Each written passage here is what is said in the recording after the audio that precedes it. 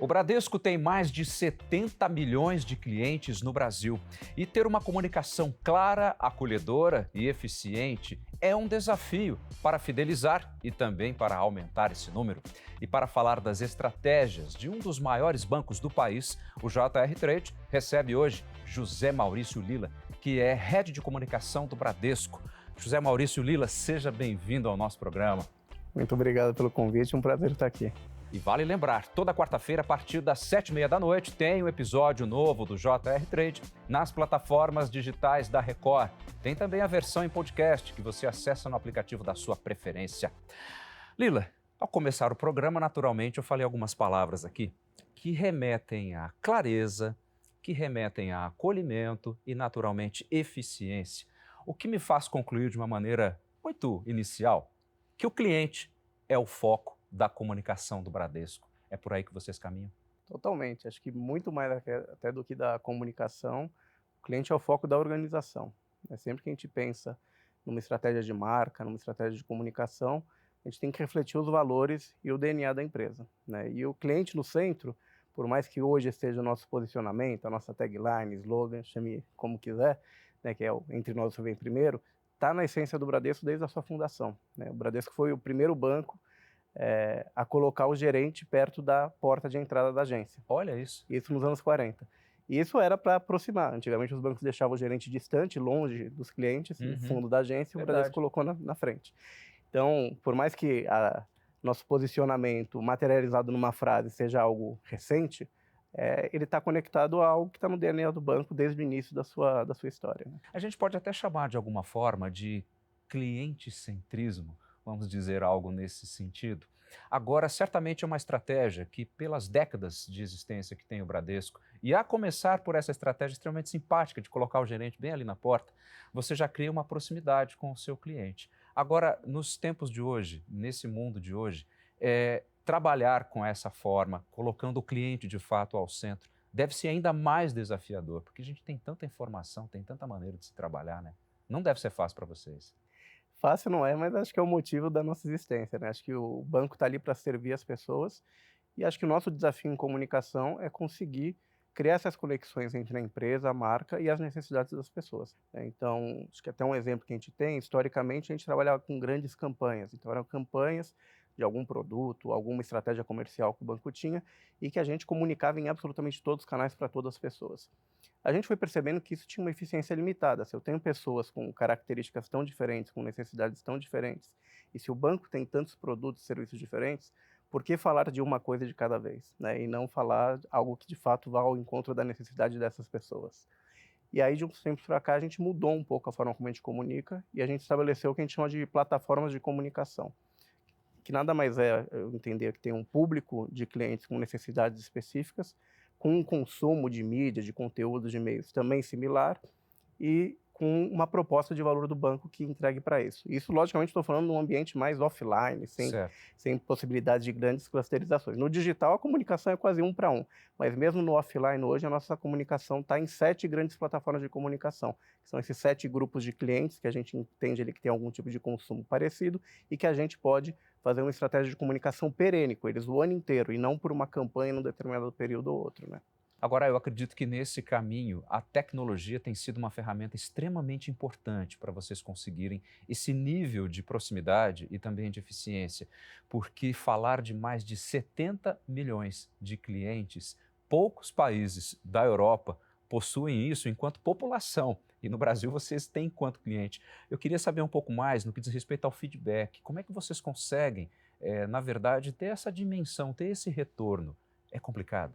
É complicado, mas, de novo, é a essência, acho que, da nossa estratégia de comunicação. Como eu falei, a gente tem 7 plataformas que são perenes, que eu tenho um planejamento anual para elas, imaginando o que eu devo falar com cada um desses clientes ao longo do ano, mas é uma revisão semanal dessa estratégia. Semanal? Semanal. Todas as semanas a gente pega ali, como você falou, às vezes com uma ferramenta que tem tecnologia e tal, para entender o que a gente colocou no ar. Performou bem, não performou, as pessoas gostaram, não gostaram, tem outra necessidade das pessoas que está surgindo, que a gente não atendeu, que tem que colocar. Então, por mais que a gente tenha um plano anual, esse plano é revisto semanalmente de acordo com os feedbacks que a gente vai recebendo. E esses feedbacks devem chegar de uma maneira volumosa, com certeza. Volumoso, o que a gente tenta é ter, né, acho que a gente vive numa era que dados todo mundo tem. A forma como a gente trabalha esses dados é o que vai diferenciar o sucesso de uma empresa da outra, né. Então a gente tem algumas ferramentas, alguns métodos de escutar o cliente. Então, a gente tem, por exemplo, falando de marca, a gente tem Sim. algumas pesquisas de saúde de marca que a gente consegue monitorar ali quais atributos os clientes levam em consideração para escolher um parceiro financeiro. E a gente desenha a nossa estratégia de acordo com esses atributos e vai mensurando se a gente está tendo evolução nesses atributos ou não. A gente tem também pesquisa que a gente chama de NPS. A gente pega os clientes que tiveram alguma experiência com o banco, de algum serviço, algum produto, pergunta para eles como foi essa experiência, que nota ele dá para essa experiência e compara com a nota que ele dá para a mesma experiência numa empresa concorrente. E a gente consegue saber naquela jornada específica, naquele produto específico, se eu estou melhor ou pior do que os meus concorrentes. E quando eu estou pior, eu consigo ter um plano de ação de melhoria que eu consigo até monetizar. Então a gente tem um processo que eu consigo saber se eu melhorar aquele processo, eu consigo aumentar o grau de satisfação do cliente para tanto e aumentar o resultado do banco para tanto. Então, isso acho que são duas coisas que a gente faz, e tem muitas outras, né? Escuta em rede social, que acho que a gente pode falar um pouco mais adiante também. A gente usa rede social muito para escutar, saber o que as pessoas estão gostando, como elas estão vendo a nossa comunicação, o que elas estão falando da gente. Então, acho que tem aí É mesmo. Que tipo de uma infinidade. plataforma vocês costumam usar com mais facilidade dentro dessa circunstância, para entender melhor o que o cliente pensa de vocês? Além dessas que eu falei, quando eu falo de redes sociais, a gente tem ali plataformas que fazem um mapeamento de todas as conversas que envolvem o Bradesco e de todas as conversas que estão associadas a alguma comunicação do banco. Tá? Então, isso é uma parte que a gente consegue entender mais o que as pessoas estão falando da gente. Além disso, a gente tem ferramentas que mostram o que as pessoas estão falando de modo geral em redes sociais. Então, a gente já teve campanhas que nasceram porque a gente falou, ó, as pessoas estão falando muito de determinado filme. A gente tem um desconto para clientes no cinema. Então, vamos estruturar uma campanha para capturar esse momento e entrar nessa conversa. Então, isso não estava no meu planejamento anual, mas foi algo que, Chegou escutando ali. as pessoas, a gente falou, ó, aqui tem uma oportunidade, o banco tem um produto, né, e a gente tem que inverter um pouco a lógica de, a gente não vai falar o que o banco quer falar. A gente tem que entender qual é a estratégia do banco, o que o banco pode falar, que o banco tem lastro para falar, mas o que determina o que a gente vai falar é o que as pessoas querem ouvir, aonde as pessoas querem consumir aquele conteúdo. Porque eu fico pensando que vocês conseguem, dessa forma, instituir de uma maneira muito natural um conceito que vai além da instituição financeira, mas um parceiro, o que acaba ficando muito mais agradável, essa relação com o banco. E eu fico pensando, mediante isso, a preocupação que vocês têm com a reputação, com a imagem da marca. Já que estamos falando de uma marca que tem décadas de existência e que atravessou momentos muito críticos do país. Ou seja, você tem que confiar naquele pessoal que administra a sua vida, que segura a tua vida financeira, senão tudo fica muito complicado. Essa preocupação com a marca de vocês também e com a reputação, com a imagem, deve ser uma constante. Perfeito. Acho que essa é a essência do sistema financeiro, né? A essência do sistema financeiro está associada à confiança. Para você colocar o seu dinheiro com alguma instituição, é porque você confia. Para você pegar um crédito numa instituição, é porque você confia. Você não faz uma operação financeira sem ter confiança. E a confiança está totalmente ligada à reputação da empresa, né? Tem um exemplo também que a gente pode dar.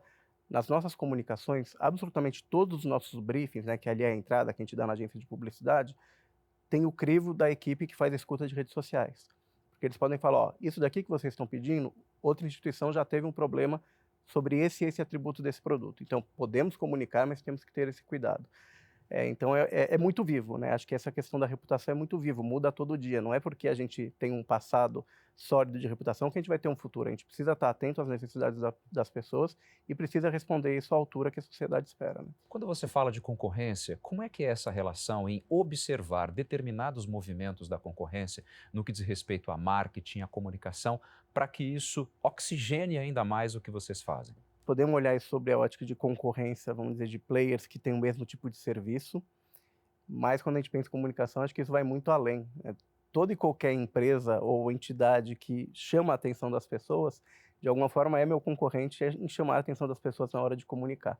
Então a gente olha para os nossos concorrentes, logicamente, mas a gente olha tudo que está rolando, Uhum. seja de empresa, seja de cultura pop, e a partir daí a gente consegue ver, pô, eu deveria estar nessa conversa? como eu entro de uma forma, como você disse, que seja com o mínimo de interrupção possível. A pessoa não vai ver ali que eu sou alguém querendo participar daquilo sem poder. Eu Uhum. estou achando qual viés da minha organização, da minha marca, tem voz para falar naquela conversa e agregar alguma coisa. Então esse é o exercício que a gente tenta construir quando a gente pensa na comunicação como um todo. Olhar sim para os nossos concorrentes, mas olhar tudo o que está acontecendo também para ter referência, né? Acho que a atividade de marketing hoje, referência é muito importante. Tem muita coisa acontecendo a todo momento. Antigamente a gente pensava uma campanha 2, 3 meses antes de lançar. Tem vezes agora que a gente vai lançar uma campanha e fala, cara, passou 2 dias, já mudou a conversa na rede social, já não tem mais espaço para a gente entrar Chega a aqui. esse ponto. Chega a esse ponto. Várias vezes que a gente constrói alguma coisa e fala, ó, essa conversa durou 3 dias na rede social, ela foi muito intensa, mas durou 3 dias, a gente já não consegue mais entrar nela. Vamos ver qual é a próxima. Existem dados que mostram que no Brasil são cerca de 1.500 fintechs. Como é que essa chegada desses bancos digitais, desse novo modelo, pode contribuir também para o trabalho de vocês? Acho que as fintechs elas surgem muito a partir de uma dor específica e com uma oferta de um produto ou serviço específico que vai atender a dor daquela pessoa e com uma jornada muito fluida, né? E o que eu vejo são as fintechs que tiveram sucesso atendendo essa jornada, essa dor, tentando aumentar o relacionamento com esses clientes, ofertando novos produtos. E os bancos tradicionais, que já têm um número muito grande de produtos, né? Eu comentei, o Bradesco tem aí por volta de 9.000 produtos para oferecer. 9.000? 9.000, a organização inteira, quando a gente olha, tem 9.000 produtos, porque nossos clientes têm necessidades muito Fica diversas. tranquilo que eu não vou te pedir para citar de cabeça, tá? Não vai dar tempo. Nem conseguiria. E os bancos têm essa necessidade para os produtos já existentes ter jornadas cada vez mais fluidas. Então, de fato, é uma corrida de os players que têm poucas jornadas com uma fluidez grande, tentando aumentar o relacionamento com mais produtos, e os players que têm muitos produtos, tentando cada vez mais ter jornadas mais fluidas. E quem ganha com isso é o consumidor, né? Sim. O que a gente vê na nossa pesquisa de NPS e tal, é que o consumidor como um todo, o nível de satisfação do consumidor com o sistema bancário tem aumentado, porque tem aparecido novas formas dele se relacionar que geram menos fricção no dia a dia dele, né? Essa questão da digitalização deixou as coisas muito mais práticas. Embora existem os riscos inerentes e vocês são muito preocupados no que diz respeito a falsificações, enfim, a essa blindagem, digamos assim, dos sistemas, mas que a vida do cliente ficou mais prática, ficou, né? Ficou, e essa questão da segurança, com a digitalização de cada vez mais pessoas, ganhou um peso muito grande também. Então, naquela pesquisa que eu citei dos Sim, atributos de marca, até antes da pandemia, a questão de segurança não era uma questão que figurava ali como das principais. é mesmo. Pós-pandemia, dos 4 principais atributos para a escolha de um banco, 2 estão associados à segurança. Segurança de dados, né? Pô, estou passando os meus dados para essa Tudo. empresa, eu quero que isso seja bem Exato. cuidado. E segurança das transações. Estou fazendo uma transação financeira aqui, eu preciso ter segurança que isso vai acontecer da melhor forma. E aí, capturando isso, de novo, o banco sempre teve ações de segurança, sempre teve dispositivo de segurança. Mas antes não era algo que o cliente nos falava que era tão relevante para ele, a Exato. gente não comunicava com tanta intensidade. Frente a esses dados dessa pesquisa, a gente começou a estruturar, sim, uma campanha que endereçava a questão de segurança. Então, a gente fez isso de uma forma super bem-humorada, a gente já está indo para o 4º flight de campanha, o 4º filme que a gente vai colocar no ar, que trabalha essa questão da segurança. E o mais engraçado é quando a gente vê o resultado desses filmes, eles não só mexem esses 2 atributos de segurança que eu falei, como eles mexem muito o atributo de percepção do cliente, do banco me coloca em primeiro lugar. Olha aí. Porque muito mais do que a gente usar a tagline que promete que a gente coloca o cliente no centro, essa Sim. ação mostra que, de fato, o banco está comunicando algo que é relevante para o cliente. Independente do interesse comercial do banco, isso é importante para o cliente, o banco tem esse papel de auxiliar e de ser o parceiro nessa hora também, né? Sabe que eu queria falar um pouquinho de um assunto contigo, que acaba sendo uma marca também, uma característica do Bradesco, que você já mencionou aqui um pouco nas entrelinhas, a relação que vocês têm com a cultura. Sem falar da relação com a educação, que também é muito antiga, né? Por meio da Fundação Bradesco. Total. Com certeza. Tanta gente aí que já se formou por lá. Agora, em pensando em cultura, eu particularmente gosto muito do Teatro Bradesco, adoro teatro, música, e sempre vou lá. Como é que é essa relação com os patrocínios, com esse envolvimento com a cultura, que vocês vão desde projetos que têm um peso regional até eventos que são nacionais? Ou seja, estar dessa forma como um parceiro também é muito relevante para vocês, né? Perfeito. Acho que até agora eu falei muito sobre a nossa comunicação mais funcional, Sim. né? Eu gosto de dividir, assim, a comunicação funcional é aquela que eu tenho que entender a necessidade do cliente, o momento de consumo dele, o que ele está procurando, e colocar o meu produto ou serviço da forma mais natural para gerar o mínimo de fricção possível. Essa é a conexão funcional que eu tenho e que eu preciso ser muito bom nisso. Tem a parte também emocional. Como é que eu gero conexão emocional com o público? E aí a cultura é fundamental para isso, né? Como é que ele enxerga o Bradesco como sendo uma marca que ele se identifica e que ele gosta e que tem valores parecidos. A cultura para isso é fundamental. E o que a gente tenta, não só patrocinar eventos culturais, mas facilitar o acesso das pessoas a esses eventos. Sim. Então a gente faz isso através de descontos, através de parcelamento, muitas vezes através de, você citou o Teatro Bradesco, a gente divulga não só os espetáculos no teatro, mas a gente faz isso de forma online também para que todo o país possa ter acesso. Então essa questão do acesso à cultura é algo que a gente preza muito e que a gente estimula muito. Você comentou também, às vezes, eventos que são regionais, o que a gente tem feito com comunicação nos últimos tempos é tentar não só comunicar aquela região, mas trazer para conhecimento do país inteiro aquela questão que é regional. Então, a gente teve um exemplo agora com o Festival de Parintins, por exemplo, Sim. que a gente pegou uma figura que tinha uma relação grande com esse festival, mas ela convidou criadores de conteúdo, influenciadores que nunca tinham ouvido falar do festival para conhecer o festival, Olha. passaram lá e começaram a produzir conteúdo nas suas redes. Então é muito mais aquele criador aos olhos de quem também não conhecia e começa a desvendar aquilo que é regional, mas que representa muito o país como um todo. Agora, como é que vocês conseguem ter esse radar de descobrir, por exemplo, lá em Parintins, ok, Parintins tem uma vitrine gigante. Agora, tudo que circunda um evento como esse, aí acaba sendo muito mais complicado, né? E, recentemente eu tive uma experiência aqui no Teatro Bradesco, e vou abrir o jogo aqui com você, que eu assisti a uma homenagem a uma das bandas que eu mais prezo no planeta, que eu fiquei simplesmente indignado com a qualidade daquilo. Eu falei, como que esses caras descobriram essa banda? E eu não sabia. E eles vêm tocar aqui no Teatro Bradesco. Qual foi a leitura das pessoas que foram lá? Se entrou aqui, é porque é muito bom. E o teatro estava cheio.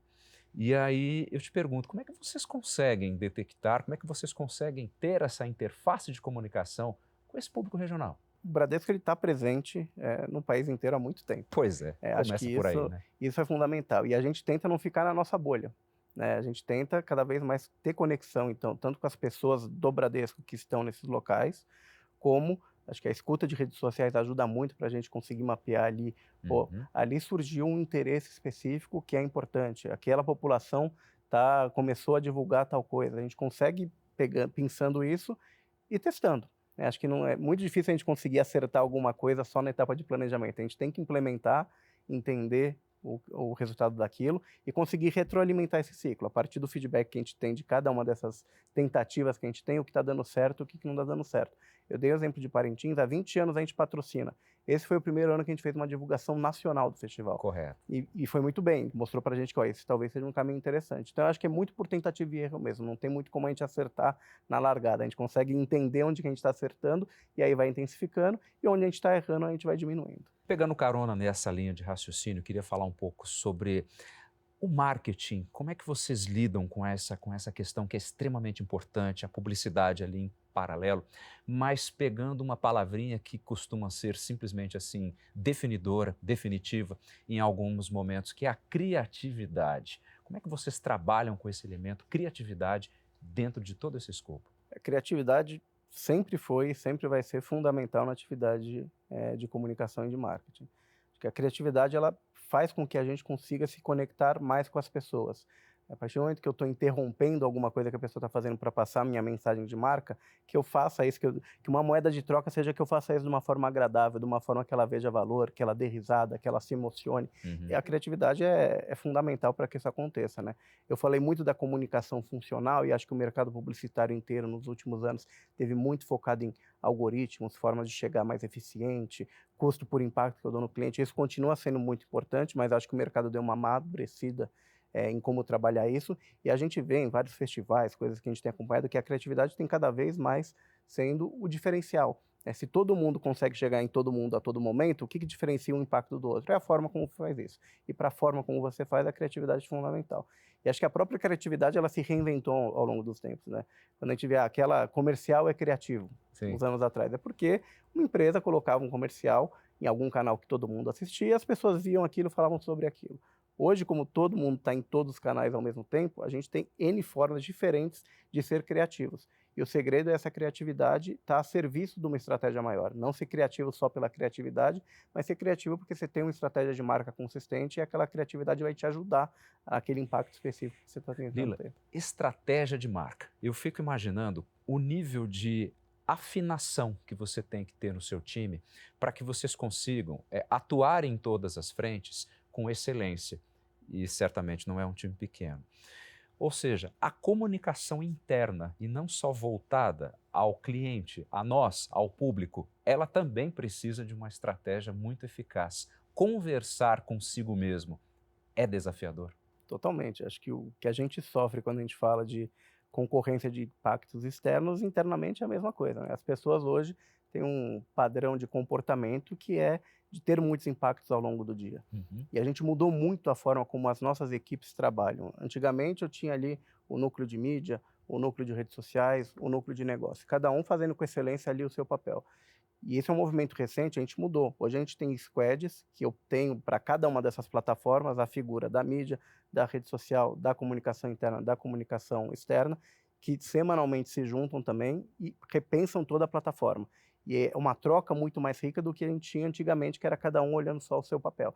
E a gente tem também um núcleo de planejamento que é cross todas essas plataformas. Não Sim. adianta eu me comunicar muito bem, de forma muito eficiente em cada uma dessas plataformas, se eu não estou conseguindo construir algo para o todo também. Então, essa orquestração entre plataformas também é um desafio, e a gente faz isso com uma equipe que tem exatamente essa função, que é de dividir as boas práticas e criar alinhamento entre essas squads que são focadas em cada um dos perfis de cliente. O que vocês valorizam nesse profissional, sobretudo aquele que eventualmente está começando, está saindo da faculdade? Que tipo de característica para integrar num time forte como o de vocês é fundamental? Se fosse para resumir em uma palavra, eu acho que seria curiosidade. Curiosidade. Curiosidade, assim. Hoje a gente tem ferramenta para tudo, tem dado para tudo, tem referência para tudo. Acho que o que vai diferenciar um profissional que está começando, se destacar, é curiosidade. É tentar fazer conexões, é tentar descobrir coisas novas, é tentar propor. Acho que quanto mais curioso esse profissional for, mais autêntico ele vai ser também. E acho que a gente vai cada vez mais buscar por pessoas que são únicas, pessoas que não que tentam se adequar a uma empresa, e sim que têm conexão real com aquela empresa, com aquele propósito de empresa, e que juntos vão conseguir fazer com que essa empresa e que a carreira evoluam de forma conjunta, né? Lila, eu gostaria de conhecer um pouco mais sobre o José Maurício Lila em termos de carreira, a começar pela sua formação. Como é que é a tua base universitária para chegar até onde você chegou? Eu sou formado em publicidade pela SPM e em administração pela USP. E minha escolha foi porque quando eu estava no colegial, acho que sempre fui, as pessoas falavam que era muito criativo, eu tinha coluninha de piada no jornal da escola e tal. Sim, Acabei enveredando, vi correto. que na prática era um pouco mais complexo do que simplesmente fazer uma piadinha aqui, uma Com piadinha ali. certeza. Mas acho que tem muitas das coisas que eu trago do início da minha carreira são coisas que eu tento desenvolver até hoje, né? Então, depois da minha formação, passei por 2 instituições financeiras, né? Já estou aí no mercado, no marketing de mercado financeiro há 20 anos, mas como eu comentei contigo antes de começar o papo aqui, acho que em 20 anos, tanto o mercado financeiro como comunicação e marketing foram 2 coisas que mudaram demais, né? Sem Então, dúvida. as atividades mudam muito e isso é o que acho que me impulsiona aí para estar sempre procurando o novo, né?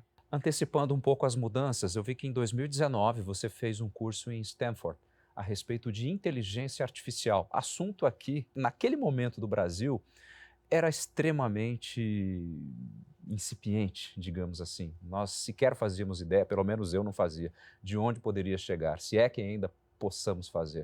O que é que te levou a estudar isso aí, hein? Acho Justamente nessa época. Acho que muita gente começou a ter contato com inteligência artificial no Brasil através da Bia do Bradesco, né? Então a gente fez várias publicidades Sim, apresentando a inteligência, não que as pessoas não usassem, as pessoas até já usavam inteligência artificial, muitas vezes sem saber sem que saber. estavam utilizando inteligência artificial. É verdade. E a gente tem várias pesquisas que mostram que com as campanhas que a gente fez durante um ano muito intensamente várias campanhas trazendo esse conceito para o dia a dia das pessoas, e as pessoas começaram a aprender minimamente sobre inteligência artificial. Logicamente, de lá para cá, absolutamente tudo mudou, né? Acho que a inteligência artificial hoje está muito mais presente no dia a dia das pessoas. As pessoas usam como ferramenta, sabendo que estão usando algo com inteligência artificial também, de forma muito mais intensa, e é um tema muito mais debatido, né? É um tema que tem muito mais... Como você falou, eu fiz o curso porque na época não era algo que você tinha tanta bibliografia, tantos Sim. núcleos de conversa. Hoje está no dia a dia das pessoas e, de fato, acho que nosso papel é entender como que a gente pode fazer bom proveito dessa nova tecnologia, né? Você percebe que isso ainda tem muito a crescer dentro de um ambiente da comunicação, das estratégias de comunicação que vocês adotam? Com certeza. Acho que o paralelo que eu faço é que eu não vou me atrever a dizer no que vai nos ajudar, mas com certeza vai nos ajudar. O paralelo que eu faço é você pegar qualquer entrevista de alguém falando 30 anos atrás como é que a internet ia impactar a comunicação, Exato. provavelmente as pessoas erraram muito o caminho ali, porque o que surgiu são coisas que a gente não conhece. Então, acho que vai abrir muitas possibilidades que hoje não existem, né? Acho que várias vezes que eu escuto falar de inteligência artificial, eu percebo que as pessoas falam quase sem querer: não, mas aquilo lá era quase humanamente impossível de fazer, a gente usou IA. E eu acho que é para isso. Aquilo que é humanamente impossível de ser feito, a gente tem a máquina para nos ajudar, seja pelo volume de coisas que ela consegue fazer, seja porque ela vai para um ambiente que a gente hoje não está focando, não é nosso principal e que ela pode apoiar, inclusive no processo criativo, né? Lila, qual que é... Eu sei que você não tem bola de cristal, mesmo sendo um conhecedor da inteligência artificial, mas como é que você analisa, vamos ser modestos, a comunicação que vocês têm agora e para esses próximos anos? Quais são os caminhos que vocês ainda querem trilhar? Perfeito. Acho que em termos de estratégia, a gente está muito seguro desse caminho de comunicar por plataformas de comunicação de acordo com o perfil de cada cliente. Acho que o que a gente vai tentar trilhar e cada vez evoluir mais é na criatividade, é como eu faço isso, gerando algo que a pessoa tenha prazer em se relacionar com a gente, que não enxergue a nossa publicidade, vamos dizer assim, como uma interrupção, e cada vez mais construir conteúdos em parceria, né? Então é menos sobre a marca falando dela mesma e mais a gente com os veículos de comunicação, com os criadores de conteúdo, conseguir construir junto algo que o veículo sabe comunicar para as pessoas, o criador de conteúdo sabe comunicar para as pessoas e que a gente, ao invés de a gente querer botar o nosso modelo, a gente vai entrar dentro desse modelo que é de sucesso de comunicação de quem está com o público, está com a audiência mesmo, para trazer nossos produtos de uma forma mais natural. José Maurício Lila, Head de Comunicação do Bradesco, muitíssimo obrigado pela sua presença. Foi um prazer conversar contigo. Eu aprendi bastante, pode ter certeza. O prazer foi meu, muito obrigado pela oportunidade e contem sempre comigo para o que precisarem. Esse é o JR Trade. Lembrando que toda quarta-feira, a partir das 7h30 da noite, tem um episódio novo do programa nas plataformas digitais da Record. Tem também a versão em podcast, que você acessa no aplicativo da sua preferência. Muitíssimo obrigado pela sua atenção e até o próximo programa.